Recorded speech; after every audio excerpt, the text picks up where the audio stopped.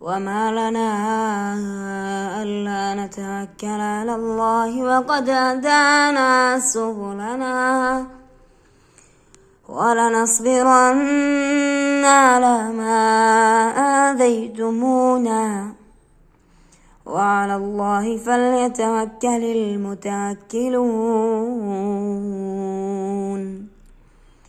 وقال الذين كفروا لرسلهم لنخرجنكم من أرضنا أو